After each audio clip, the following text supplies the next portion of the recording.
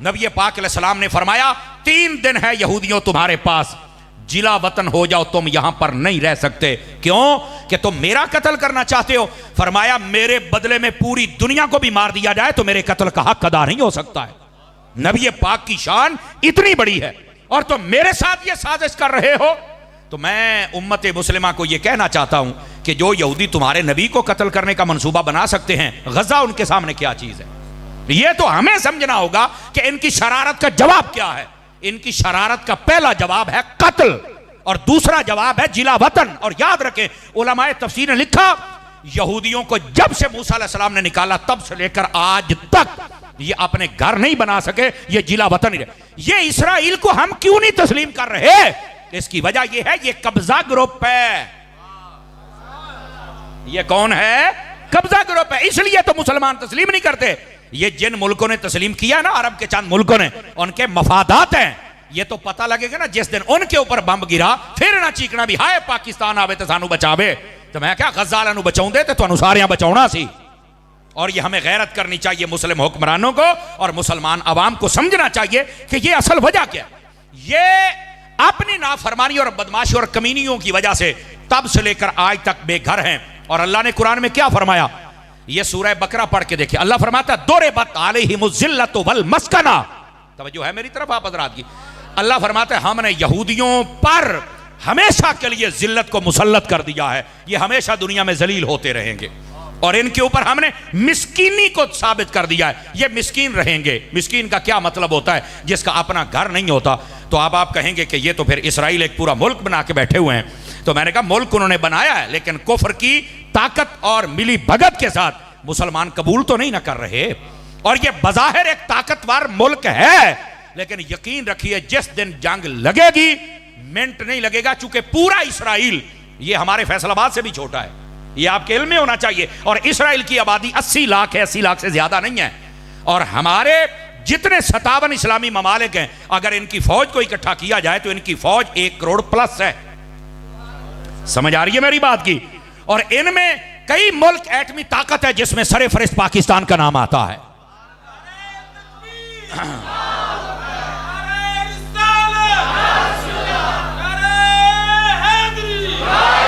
بات آپ کی خدمت میں یہ بتا رہا ہوں کہ ان یہودیوں کو وہاں سے جلا وطن کر دیا گیا، لیکن اس کے باوجود آج کل ایک جتھے کی صورت میں اسرائیل میں بیٹھ کر یہ مسلمانوں پر ظلم و ستم کر رہے ہیں، چونکہ ان کو پتا ہے قرآن نے کہہ دیا کہ ہمارے اوپر ذلت ہے تو ہم نے ساری زندگی ذلیل ہونا ہے۔ یہ کبھی یہودی عزت پا سکتا؟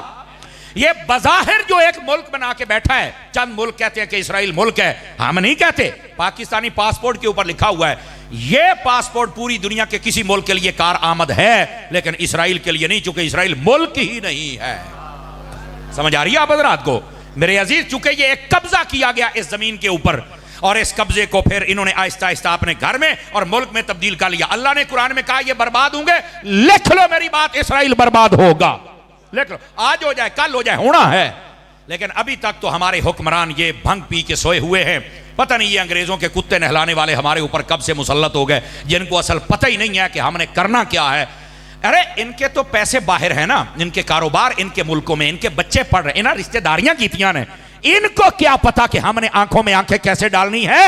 یہاں کوئی صلاح الدین ایوبی جیسا ہے، ٹیپو سلطان جیسا ہے، سلطان محمود غزنوی جیسا ہے، یا کم از کم بابا جی خادم حسین رضوی جیسا ہے۔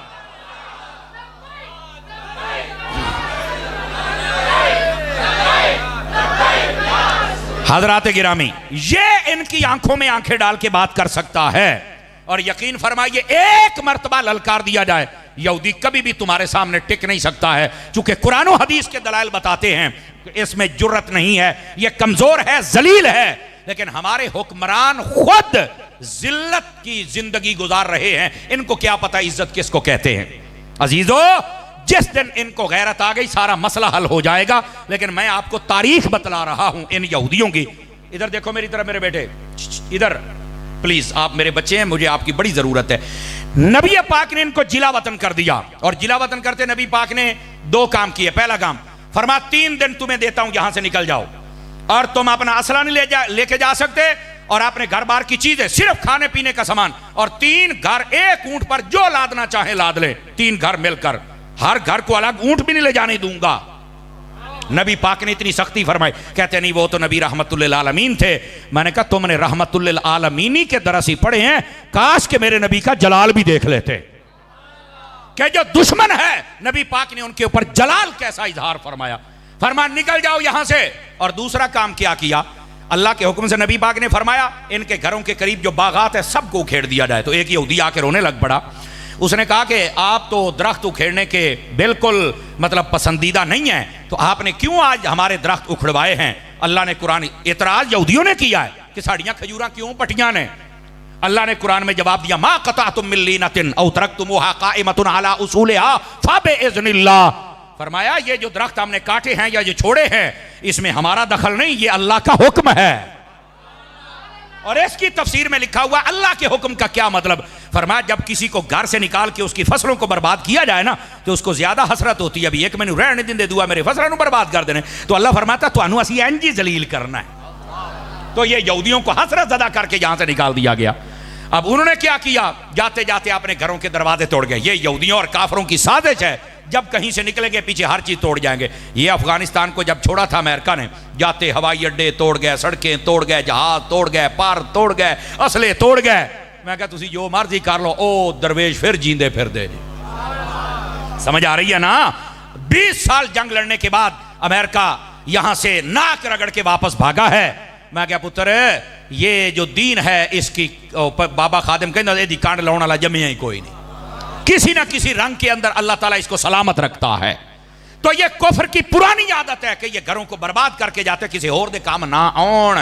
तो अल्लाह फरमाता है अगर ये तुहाडी आदत है ना तो तुहानू भी इंज ही जलील करांगे। नबी पाक ने इनको निकाल दिया, ये सारे चले गए। ले अव्वल हशर क्या मतलब, फरमाया मुल्क शाम जितों आए सी उतों मूसा अलैहि सलाम ने इधर भजाया तो इन्होंने उधर भजाया है। यहूदी होता ही वो है जो धोबी का कुत्ता बन जाता है, ना घर का रहता है ना घाट का रहता है, ना यहां रह सके ना वहां रह सके। ये है यहूदियों की हिस्ट्री। और ये यहूदी मिलकर अब गजा पर हमला कर रहे हैं। और मैं आपको एक और बात भी बतलाऊं, ये थोड़ी नॉलेजेबल बातें, इनको याद रखा करें। ये फलस्तीन और मस्जिद अक्सा, इस पर क्यों आखिर ये चढ़ाई करते हैं, वजह क्या है। 3 वैसे तो 5 मजहब पुराने हैं।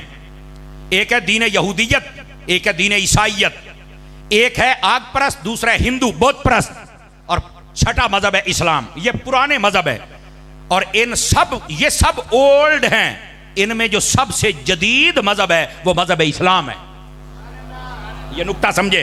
आज हमें कहते हैं ओ यार मौलवी 1400 साल पुरानी गाल कर देने। ओ बाबा जेड़ा दीन यहूदियत है ना वो 4000 साल पुराना है, दीन ईसाइयत है ना वो 2200 साल पुराना है। ये बुत परस्ती नूह अलैहिस्सलाम 7500 साल पुरानी है। आग की पूजा इससे भी पुरानी है। तो ये सारे ओल्ड हैं, हम गोल्ड हैं। हमारा दीन इस्लाम बाद में आया है। तो ये सारे ओल्ड हैं, हम जदीद हैं। तो फिर अगर जदीद चीज चाहिए जदीद देश या पुत आ, और इस्लाम को अपना, जदीद तो हम है ना। तो इसलिए ये ना कहा करो कि तुम हमें पीछे लेके जाते हो। हम पीछे नहीं लेके जाते, हम तुम्हें हुजूर तक लेके जाते। और जदीद दीन है ही हमारा। अगर इसके बाद कोई दीन है तो बात करोगे है ही कोई नहीं, तो मैं फिर मान। अंडरस्टैंड कर रहे हैं मेरी बात को आप हजरात। अच्छा, अगर आपको ये बात समझ आ गई तो थोड़ा आगे चलिए। ये जो मस्जिद अक्सा है यहूदी कहते हैं कि ये हमारी है। अब मैं आपको तनाज़ा बता रहा हूं कि वजह क्या है। यहूदी कहते हैं हमारी है, क्यों? वो कहते हैं कि हजरत मूसा अलैहिस्सलाम यहां आए थे, यहां रहे थे और यहां से कायनात का आगाज हुआ था, इब्तिदा हुई थी। और हमारे जो नबी मूसा अलैहिस्सलाम थे वो इस जागीर के मालिक है, लिहाजा ये हमारी है। उनका दावा ये है। ईसाई कहते हैं ये हमारी है, क्यों भाई? वो कहते हैं ईसा अलैहिस्सलाम के पैदा होने की जगह बैतुल लहम ये वहीं मौजूद है और यही वो शहर है जिसका नाम अल कुद्स है और इसी को यरूशलेम कहते हैं और यही है जहां मस्जिद अक्सा है। तो जो है ना मेरी बात की, आप इस बात को जरा समझें कि ये अल कुद्स और यरूशलेम और मस्जिद अक्सा ये एक ही जगह का नाम है। बोलो तो सही ना। तो ये अल कुद्स असल उस शहर का नाम है जिसके अंदर मस्जिद अक्सा मौजूद है। ठीक है।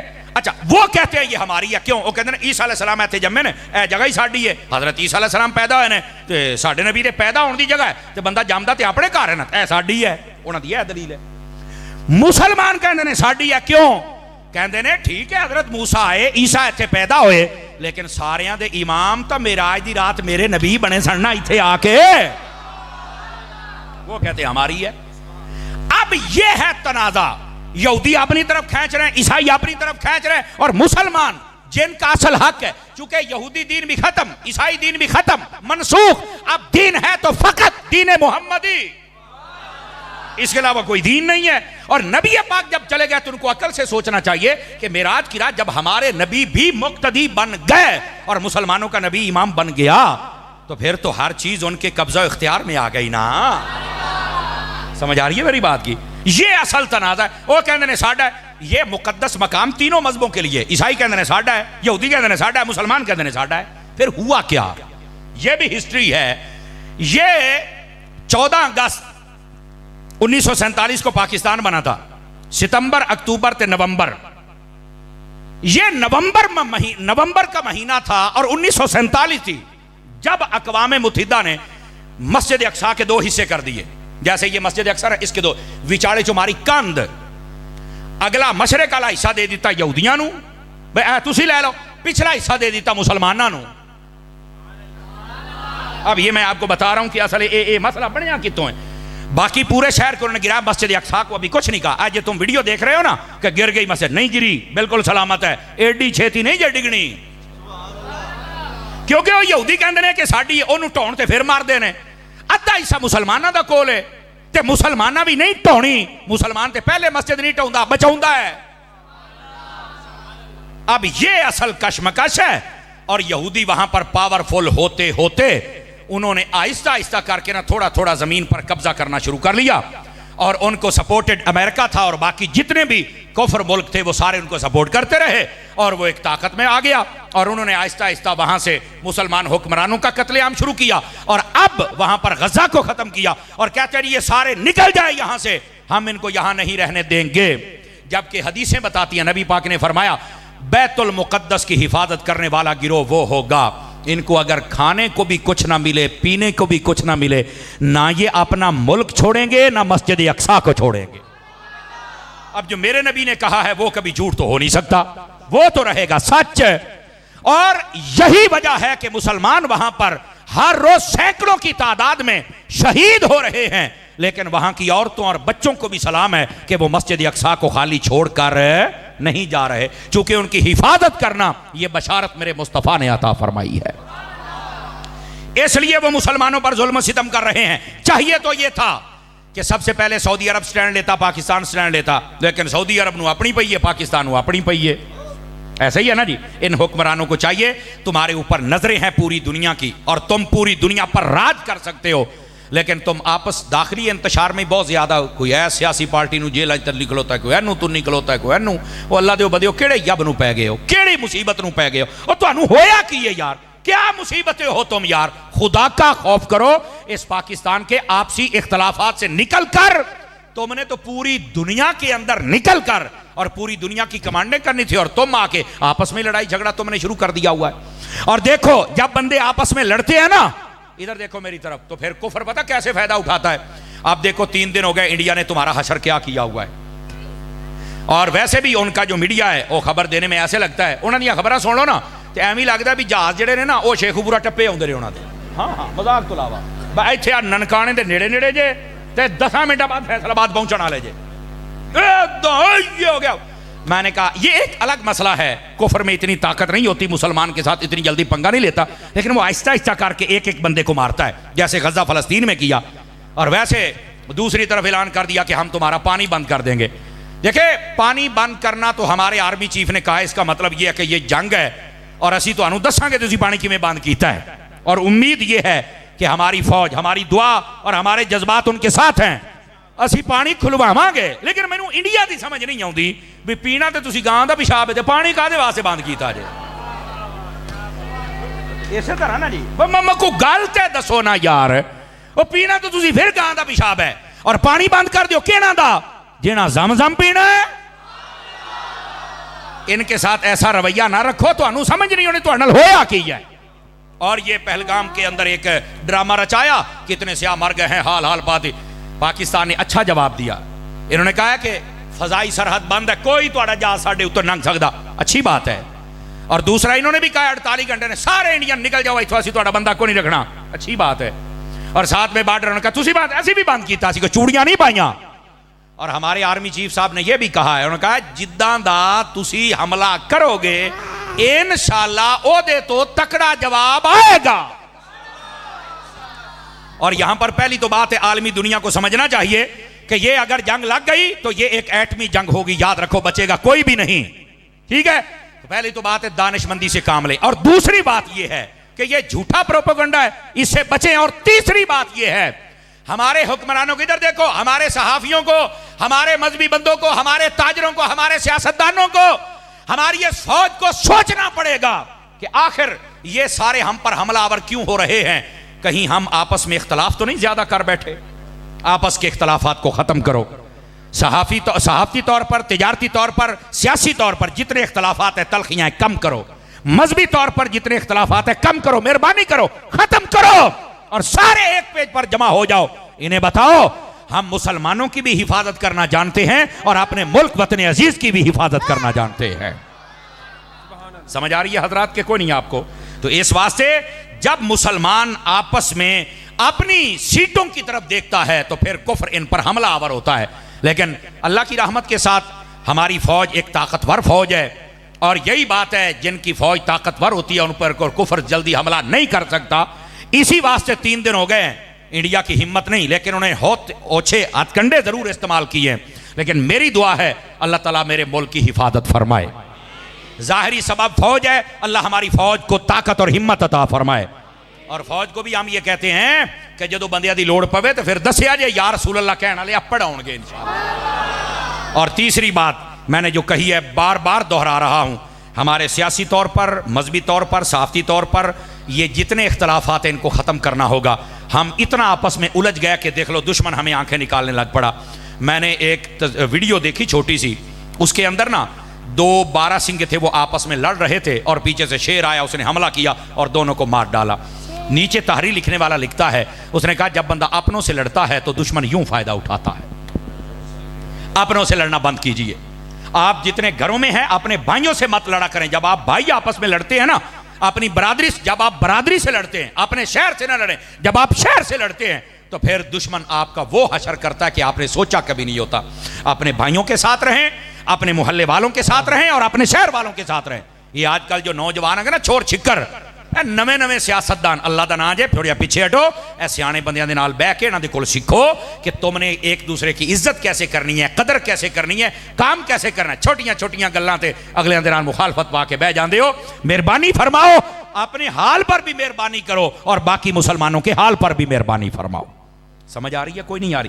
یہ ہمارا فریضہ ہے میری جان, ہم جو ممبر پہ بیٹھ کے ادا کر رہے ہیں کہ تلخیاں کم کرو, اختلافات کم کرو, جھگڑے کم کرو, تاکہ دشمن تمہارے سے فائدہ نہ اٹھا سکے. اور جب تم ایک مضبوط افراد بن جاؤ گے تم بھی ترقی کر جاؤ گے اور تمہارا ملک بھی ترقی کر جائے گا. ٹھیک ہے, یہ 2 باتیں آپ کو سمجھانا مقصود تھی. اب آ جائیے ذرا تیسری بات کی جانب. تھکے تو نہیں ہیں آپ حضرات؟ انشاءاللہ 12 گھڑیوں پہ بجیں گے, منہوں پہ نہیں بجنے دیں گے انشاءاللہ. اس سے پہلے آپ کی جان چھوڑ دی جائے گی, لیکن اتنی دیر تک آپ مجھے ٹائم دیجئے تاکہ فقیر آپ کی خدمت میں بات عرض کرے. یہ ہے زمینی حقائق غزہ کے اعتبار سے اور یہ انڈیا اور پاکستان کے حوالے سے, یہ زمینی حقائق ہیں. اب آ جائیے تھوڑا اگلی بات, ایسے معاملات ہوتے کیوں ہیں؟ یاد رکھیے قرآن و حدیث کا مطالعہ کر لیں. ایسے معاملات تب آتے ہیں جب بندہ قرآن و سنت کا راستہ چھوڑتا ہے. میرے بیٹے باتیں بند کریں گے؟ بیٹے دوبارہ میں پھر گزارش پیش کر رہا ہوں, میرے بچوں آپ کی ہمیں بہت ضرورت ہے. ادھر دیکھیں میرے بیٹے, پلیز, آپ ہماری فوج ہیں تے تسی ساڈی پنیری ہو, تہاڈی مینوں بڑی لوڑ ہے تے نبی پاک بھی بڑی بچیاں نال شفقت کردے سن تے تسی شفقت کرواؤ یار, مہربانی کرو. ہیں اللہ آپ کو خوش رکھے. ذرا توجہ میری طرف رکھیں. تیسری بات یہ ہے, ایسے موقع تب آتے ہیں جب بندہ اپنی من مرضیاں کرتا ہے اور قرآن و سنت کا راستہ چھوڑ دیتا ہے. خدا را ہم نیچے سے کام شروع کریں. ہونا تو چاہیے اوپر سے کام شروع ہو, لیکن اوپر والے جو بھنگ پی کے ستے نے تو چلو تھلے والے آپ جاگ جانے ہیں. ہمیں چاہیے کہ ہم اپنے معاملات کو اللہ رسول کے حکم کے مطابق بجا لائیں. کیا میں امید کروں کہ یہ معاملہ ہو سکتا ہے؟ اگر ہم اپنے تائیں کوشش کریں تو ہمارے بہت سارے معاملات میں خرابیاں, خرافات اور جتنے رسم و رواج ختم ہو جائیں گے. جب ختم ہو جائیں گے تو ہمارے جتنے اوپر آنے والے عذاب منڈلا رہے ہیں اللہ کی رحمت کے ساتھ یہ ویسے ختم ہو جائیں گے. حدیث شریف میں ہے, توجہ میری طرف رکھیے گا, اللہ تعالیٰ عذاب کو بھیجتا ہے کہ جاؤ فلاں شہر کو نیست و نابود کر کے آؤ. عذاب اللہ بھیجتا ہے. عذاب ذرا غور سے سنیے گا. وہ عذاب آتا ہے اور بغیر تباہی مچائے واپس چلا جاتا ہے. تو اللہ رب العزت باوجود اس کے کہ ہر چیز کا علم رکھتا ہے, میرا رب پوچھتا ہے میں نے تو تمہیں بھیجا تھا کہ ان سب کو برباد کر کے, تو ویسے ہی واپس آ گیا, حالانکہ میرے اللہ کو سب پتا ہے. تو وہ عذاب کہتا ہے باری تعالیٰ میں گیا تھا, میرا ارادہ تھا کہ میں ان سب کو برباد کر دوں, لیکن مسجد میں بیٹھ کر ایک بندہ تیرا ذکر کر رہا تھا, دوسرا تجھے سجدہ کر رہا تھا, اور تیسرا تجھ سے دعا کر رہا تھا. یہ ایسے بندوں کو جب میں نے دیکھا ہے تو میرا ارادہ بدل گیا کہ ان کو عذاب کیسے دوں جو تیرا ذکر کر رہے, جو تیری اطاعت اور فرما برداری میں مصروف ہیں. یعنی ایک بندہ اگر مصروف ہو تو سب سے عذاب ٹل جاتا ہے, اور اگر باقی سارے بھی مصروف ہو جائیں. اچھا ایک طرف یہ ہے, اب دوسری طرف سنیے گا. حدیث شریف میں ہے, فرمایا کئی پہلے یعنی قوم بنی اسرائیل اور اس سے پہلے جتنی قومیں آئی ہیں ان کی بستیاں جب برباد ہونے لگی نا, توجہ میری طرف ادھر دیکھیے, فرمایا اس وقت کیا ہوتا تھا, فرشتے جب عذاب دینے آتے نا تو کئی فرشتے واپس چلے جاتے. اللہ فرماتا ان کو برباد کیوں نہیں, یا اللہ فلاں بندہ نیک ہے, فرمایا نہیں اس کا گھر پہلے برباد کرو. کہا کیوں, فرمایا وہ اتنی برائیاں دیکھ کر بھی خاموش بیٹھا ہوا ہے. میرے بھائی اگر اللہ کی رحمت ایک ذکر والے سے عذاب کو دور کر کے تمہیں بچا سکتی ہے, اور اگر کوئی برائیوں پر نہ بولے اور برائیوں کو اچھا سمجھنے لگ جائے اور چپ ہو جائے اور یہ کہے جیڑا جتھے لگا ہے لگا ہی رہے, اس وقت اللہ کا عذاب آتا ہے اور سب سے پہلے نیکوں کو برباد کرتا ہے, باقیوں کی تباہی بعد میں ہوتی ہے. اللہ کے بندو اپنے اندر یہ جرأت پیدا کرو کہ اچھائی کو اچھائی کہو, برائی کو برائی کہو. کبھی تو ایسا کام آ جائے کہ نبی پاک کی ایک حدیث پہ عمل ہو جائے.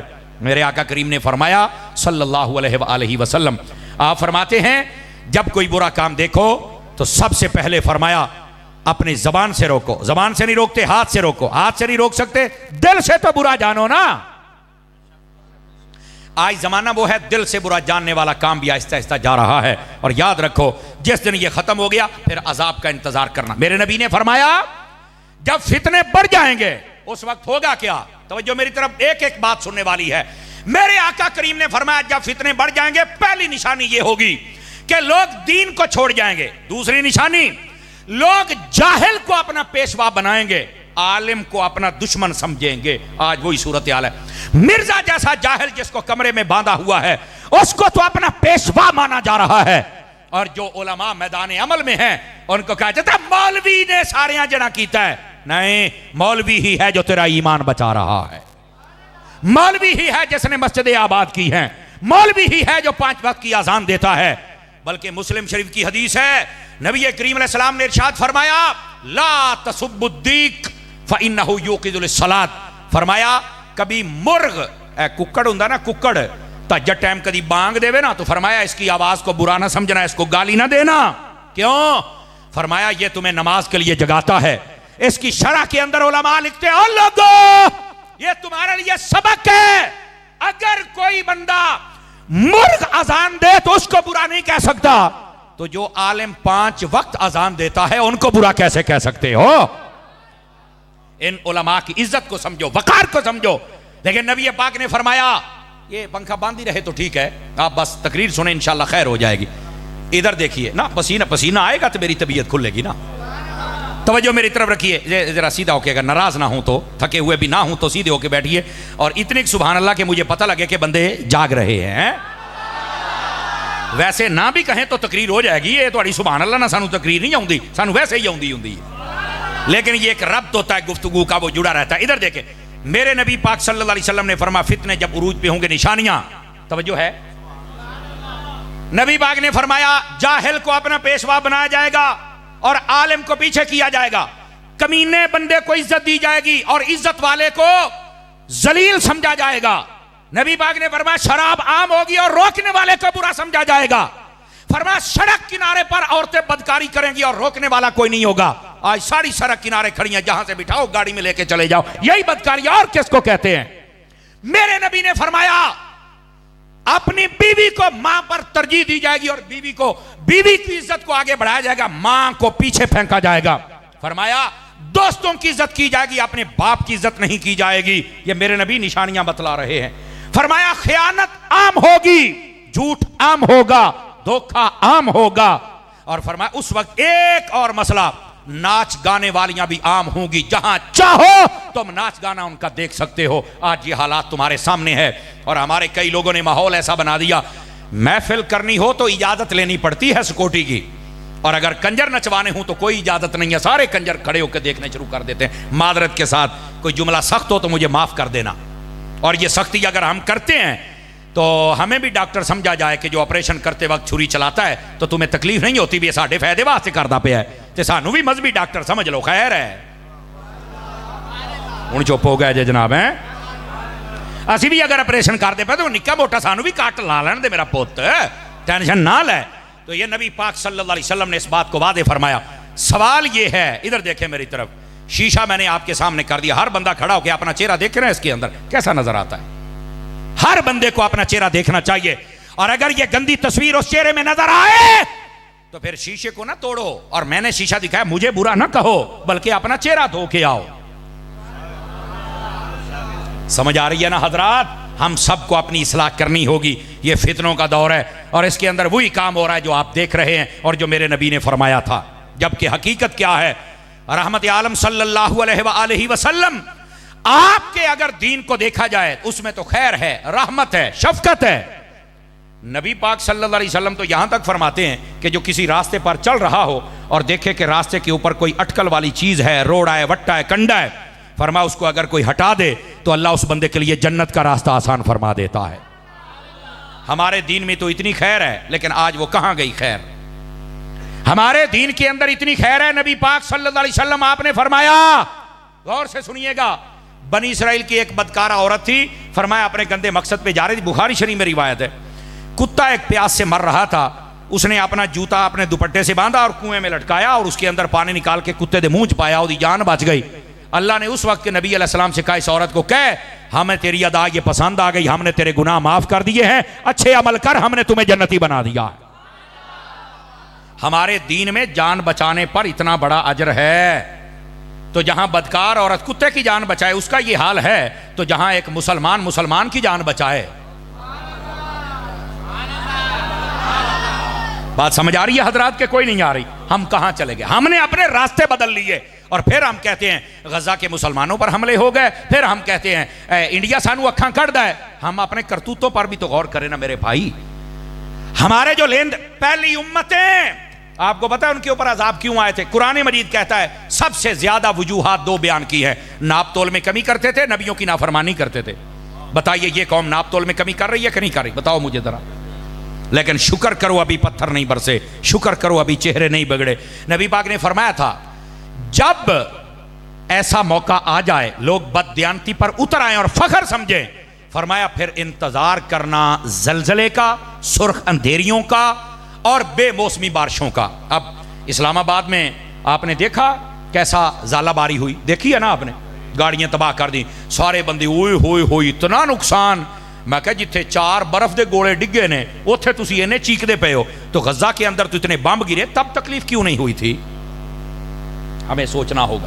یہ ہمارے کرتوتوں کے پیش نظر ہے سب کچھ۔ بھائی اپنے آپ کو سنبھالو۔ آج کل کا نوجوان یہ مسجد میں نظر کیوں نہیں آتا؟ یہ فیسٹیول کی زینت کیوں نظر آتا ہے؟ یہ نوجوان اپنے دوستوں کو ترجیح دیتا ہے، اپنے باپ کی عزت کیوں نہیں کرتا؟ آج کل کا یہ جوان یہ اخبار پڑھتا ہے، نیوز پر نظر رکھتا ہے، یہ رب کا قرآن کیوں نہیں پڑھتا؟ مجھے پتا ہے ہو سکتا ہے آپ کا ارادہ نہ ہو یہ تقریر سننے کا، پر میرا ارادہ یہی تقریر کرنے کا ہے تاکہ سبق ملے، ہمارا ضمیر جاگے، اور ہم جس کرسی پر بیٹھتے ہیں اس کا فریضہ ادا کرنا بہت مشکل ہے۔ آپ دعا کریں یہ ہماری طرف سے ادا ہو جائے۔ اپنے آپ کو سنبھالو۔ نبی پاک صلی اللہ علیہ وسلم، آپ کی احادیث پڑھو، نبی پاک نے فرمایا وہ جوان جو جوانی میں توبہ کرتا ہے اللہ رب العزت قیامت والے دن عرش کا سایہ عطا کر دیتا ہے۔ وہ بندہ جس کا دل مسجد میں لگ جاتا ہے اللہ قیامت والے دن عرش کا سایہ عطا کرتا ہے۔ وہ بندہ جو عادل حکمران بن جائے، فیصلہ صحیح کرے، اللہ قیامت والے دن عرش کا سایہ عطا کرتا ہے۔ فرمایا وہ بندہ جس کو کسی عورت نے کہا میرے ساتھ منہ کالا کر اور اس نے کہا میں نہیں کر سکتا، فرمایا اللہ تعالیٰ اس کو قیامت والے دن اپنے عرش کا سایہ عطا فرمائے گا۔ یہ میرا رب فرما رہا ہے، یہ حدیث ہے، یہ میرے نبی نے ارشاد فرمایا ہے۔ آج ہمارے معاشرے کو ان چیزوں کی ضرورت ہے۔ نبی پاک علیہ السلام نے فرمایا، بخاری شریف میں حدیث ہے، غور سے سنیے گا، مصیبتیں ٹالنی ہے نا تو اپنے کردار کو بدلنا پڑے گا۔ بخاری شریف میں حدیث ہے، رحمت عالم علیہ السلام فرماتے ہیں، بنی اسرائیل کے 3 بندے جا رہے تھے اور پہاڑی سفر تھا، اندھیری آ گئی، بارش آ گئی، شدید طوفان چلا، وہ ایک غار میں بیٹھے، اوپر سے پتھر گرا اور غار کا دروازہ بند ہو گیا۔ یہ حدیث ہے، یہ گپ نہیں ہے۔ ویسے یہ 5ویں کی کتاب میں بھی یہ مضمون تھا کسی وقت، پتہ نہیں اب ہے یا نہیں ہے، تو یہ حدیث ہے بخاری شریف کی، ذرا غور سے سنیے سارے میرے دوست، میرے احباب۔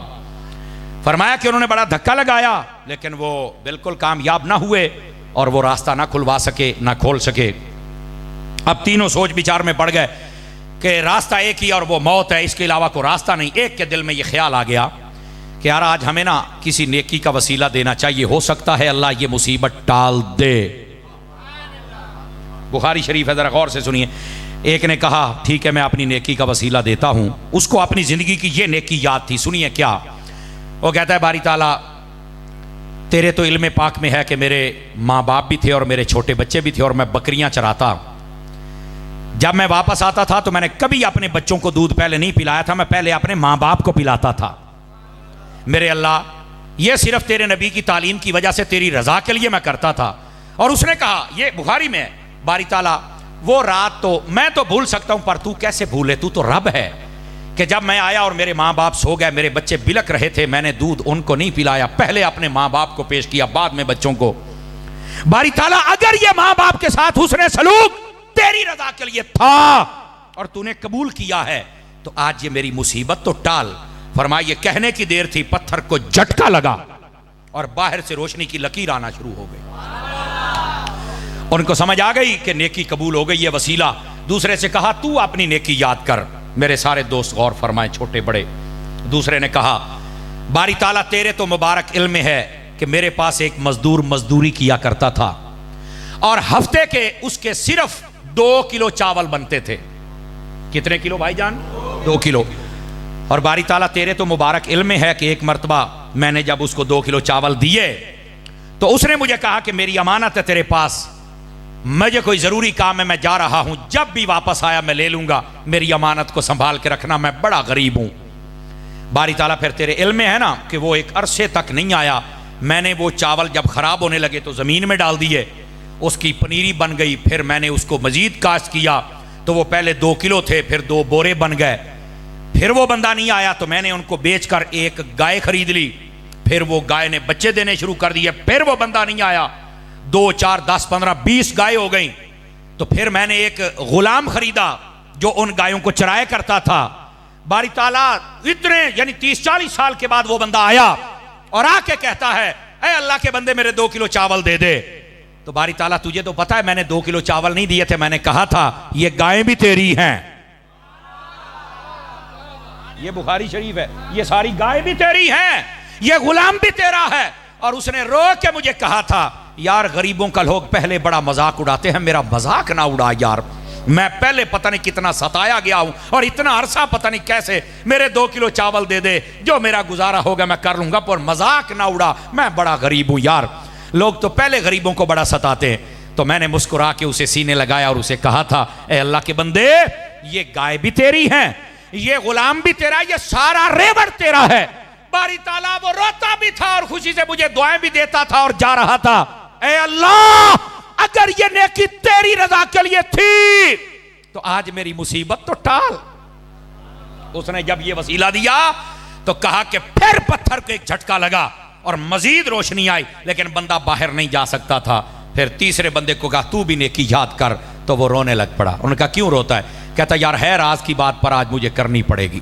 اور کیا بات ہے؟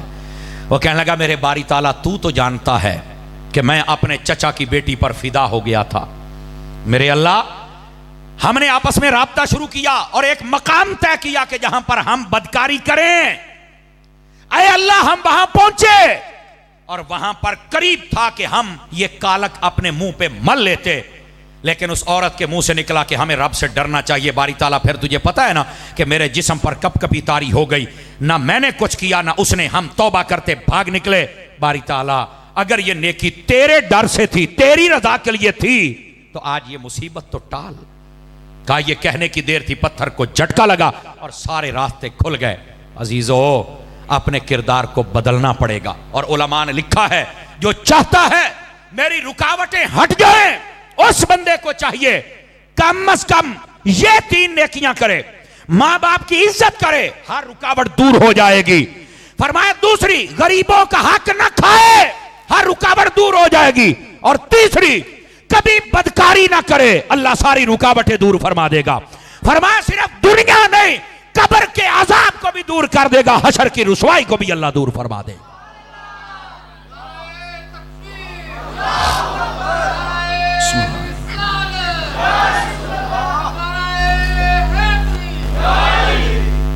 میرے عزیز اور پیارے دوست, جب تک ہم اپنا کردار نہیں بدلیں گے, ہم اپنے آپ کو نہیں سنبھالیں گے, اس وقت تک یہ رکاوٹیں ہمارے سامنے آتی رہیں گی. تو اپنے کردار کو بدل کے دے, خدا کی قسم یہ ساری رکاوٹیں دور ہو جائیں گی اور اللہ تعالیٰ دنیا بھی بہتر فرما دے گا اور آخرت بھی بہتر فرما دے گا. میں گفتگو کو سمیٹنے کی طرف آ رہا ہوں, صرف 2-4 منٹ اور ہیں. میں پھر آپ سے اجازت چاہوں گا کیونکہ میں نے وعدہ کیا تھا 12 بجے سے پہلے فقیر آپ کی جان چھوڑے گا. ویسے بھی لگ بھگ گھنٹہ ہو گیا ہے گفتگو کو, لیکن اس بات کو ہم سمجھنے کی کوشش کریں. اتنی بڑی تعداد میں ہم لوگ بیٹھے ہیں اور ہم سستیاں کرتے ہیں قرآن پڑھنے میں, نماز پڑھنے میں, اور ہمارے معاملات کے اندر کتنی سستیاں ہیں. اور لوگوں نے نا اپنا ایک دین بنایا ہوا ہے. جو دکان بنا کے بیٹھے کہتے ہیں اس کے حلال کمانا بھی تو عبادت ہے. تو بھائی نماز پڑھنا عبادت نہیں ہے, اور جو نماز پڑھتا ہے اس کو کمانے کی فکر نہیں ہو. کہتا بھائی نمازاں پڑھو, اپنی قبر سیدھی کرو, کیا جڑے باقی 6 جب میں نہیں ہے ان کے سیدھا کرنا ہے. آپ توجہ نہیں فرما رہے میری بات پر. ہر بندہ اپنے ذہن کے مطابق ذہن بنا کے, اور خود مفتی نہ بنو, دین کو سمجھو میری جان. نبی پاک صلی اللہ علیہ وسلم آپ کی سنت کے مطابق جب دین پر کوئی عمل کرتا ہے اللہ تعالیٰ اتنا اجر دیتا ہے بندہ سوچ بھی نہیں سکتا. میرے آقا کریم علیہ السلام نے فرمایا, توجہ ہو تو سنا دوں حدیث آپ کو اگر جاگ رہے ہیں تو. رحمت عالم علیہ السلام نے فرمایا جو بندہ فجر کی نماز پڑھ کے اپنے گھر سے نکلتا ہے وہ اللہ کا جھنڈا اپنے ہاتھ میں لے کے نکلتا ہے. اس کی شرح میں علماء نے لکھا ہے, فرمایا جدھر بھی جاتا ہے اللہ فتح عطا فرما دیتا ہے. تو جنہوں نے راتی 2 بجے سونا تو سویرے 12 بجے اٹھنا ہے, کیسے فجر پڑھو گے؟ مہربانی کرو اپنی عادت بدلو.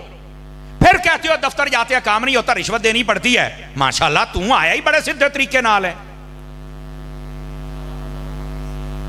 سمجھ آ رہی ہے نا؟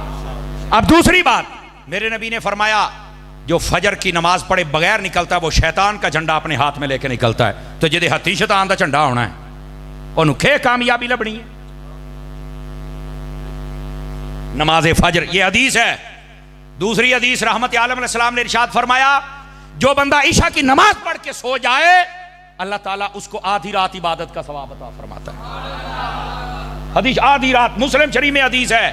تو ایک صحابی نے پوچھا حضور باقی آدھی رات کا کیا بنے گا؟ فرمایا جو بندہ اٹھ کے فجر پڑھ لے اللہ تعالیٰ باقی آدھی رات بھی عبادت کا ثواب عطا فرماتا ہے.